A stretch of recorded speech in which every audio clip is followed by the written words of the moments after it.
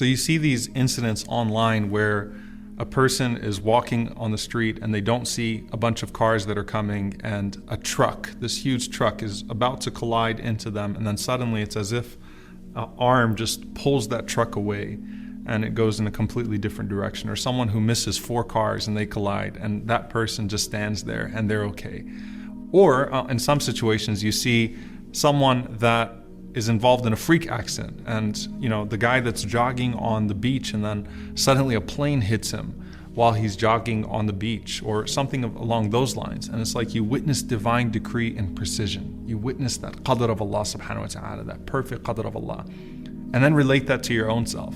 Sometimes you're on the highway and you're driving and you're supposed to be in a car accident.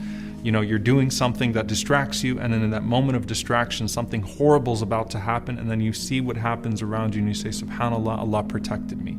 Those that have seen their children, fall, and if they would have fallen just a little bit differently, right, then it would have hit the back of their head, or this would have happened, or that would have happened, and it would have been catastrophic. All of these things that we witness in our lives obviously speak to the overwhelming power of Allah subhanahu wa ta'ala, but they have something to do with the angels as well. Allah subhanahu wa ta'ala says, لَهُ مُعَقِّبَاتٌ مِّن بَيْنِ يَدَيْهِ وَمِنْ خَلْفِهِ يَحْفَظُونَهُ مِنْ أَمْرِ اللَّهِ. That every single person has a guardian angel in front of them and behind them that protect them from the decree of Allah subhanahu wa ta'ala. Now that concept requires a lot of reflection. Number one, the mercy of Allah subhanahu wa ta'ala. We're always so paranoid about the devils, the shayateen, they're everywhere, the jinn. Every single human being has only one shaitan assigned to them and 4 angels assigned to them.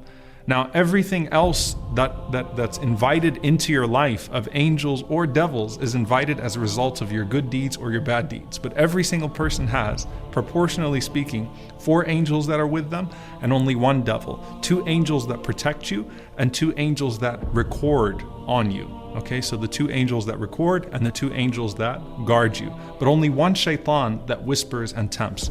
But of course, environments and deeds invite more angels or more shayateen. But what do those guardian angels do, and what role do they play in our lives? Number one, they're always with you. They're with you during the day. They're with you when you sleep at night. They are with you for the most significant and insignificant moments of Qadr, moments of divine decree in your life. Mujahid rahimahullah ta'ala, he said that those angels protect you from any wild animal, from any riding animal, from any beast, from any person who wants to harm you.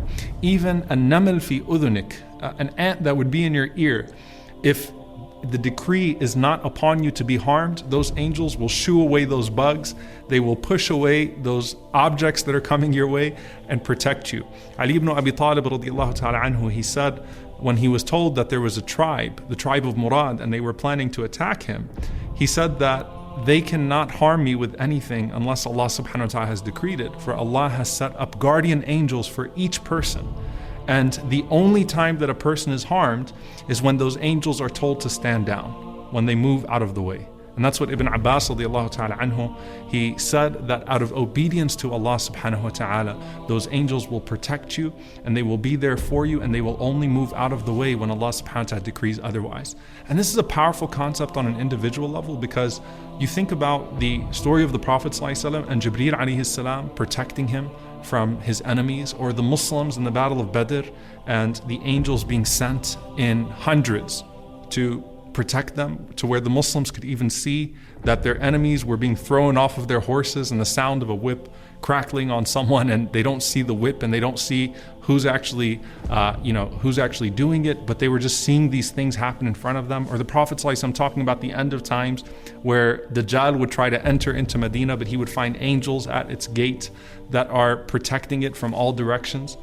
In our own individual lives, if you think about that, what Ibn Abbas radiallahu anhu mentions, that you have these angels that are in front of you and behind you, and the only time that they step aside is when Allah subhanahu wa ta'ala decrees that harm is coming to you. And that harm is what was decreed in the womb, also written by an angel, that your date of death, your lifespan, and that moment for you to go is now. And so those angels move aside when the decree of death comes your way, only for your soul to be transferred to another group of angels with the shroud either of paradise or the shroud of hellfire.